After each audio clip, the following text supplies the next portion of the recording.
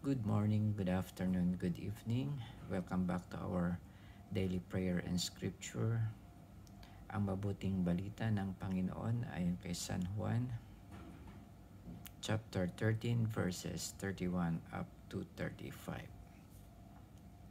Pagkaalis ni Judas ay sinabi ni Jesus, "Ngayoy mahahayag na ang karangalan ng anak ng tao at mahahayag din ang karangalan ng Diyos sa pamamagitan niya.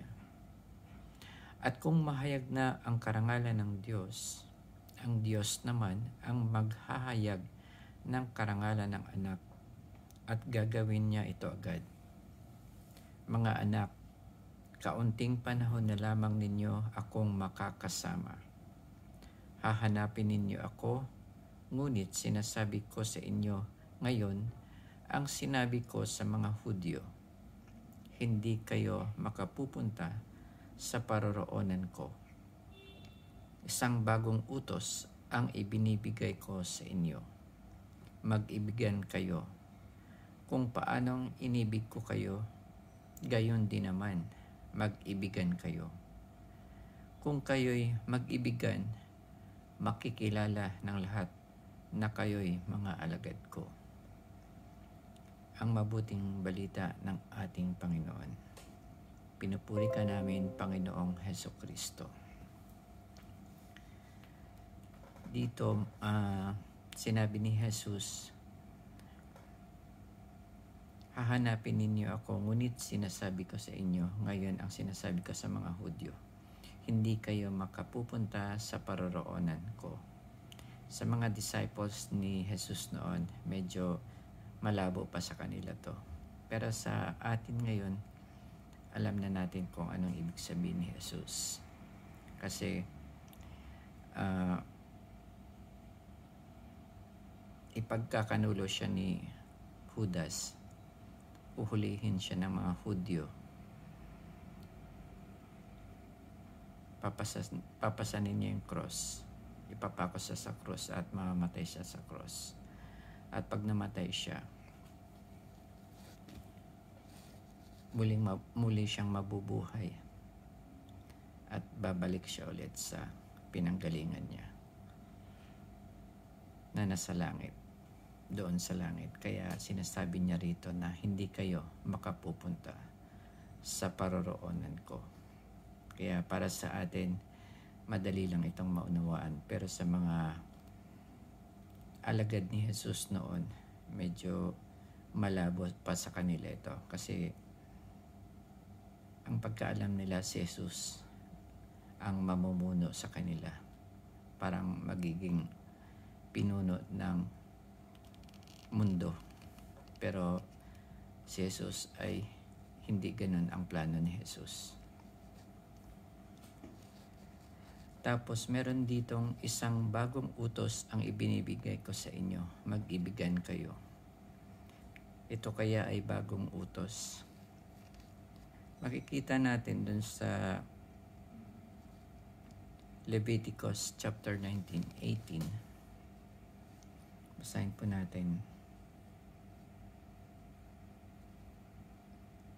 Sinasabi dito, huwag kang maghihiganti o magtatanim ng galit sa iyong mga kasamahan.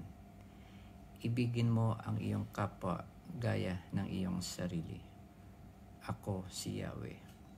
So noon pa pala, meron na ring commandment na ngayon. Pero bakit kaya sinasabi ni Jesus na bagong utos ito? Samantalang dito sinasabi rin naman na huwag kang magtatanim ng galit sa iyong mga kasamahan. Ibigin mo ang iyong kapwa gaya ng iyong sarili. Love your neighbor as yourself.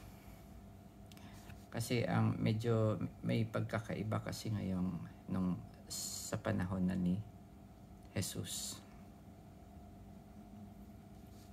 Sa panahon ni Jesus, ang tinuturo niya is love your enemies. Isipin mo yun, ibang level na yung tinuturo ni Jesus. kung ang mga tao nga na hindi naniniwala kay Jesus o kaya sa Diyos ay marunong magmahal sa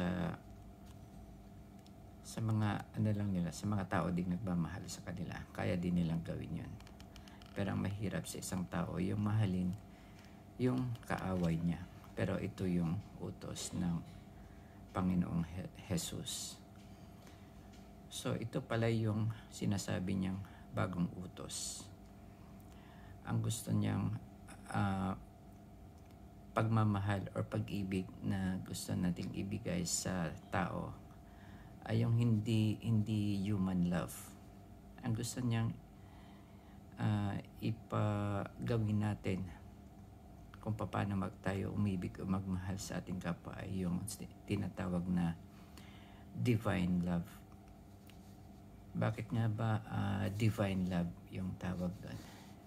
Kasi nga aalis na ang Panginoong Jesus, mamamatay siya, at pag namatay siya, muli siyang mabubuhay at ibibigay niya yung Espiritu Santo sa atin. Ang Espiritu Santo ang magbibigay sa atin ng panibagong buhay, magkakaroon ng divine life. At dahil sa kapangyarihan ng Espiritu Santo, kakayanin nating magmahal doon sa mga kaaway natin. Magiging marunong tayong magmahal katulad ng pagmamahal na ibinigay niya sa atin. Minahal niya tayo habang tayo ay makasalanan pa. Minahal niya yung mga tao bago man sila magbalik loob sa Kanya.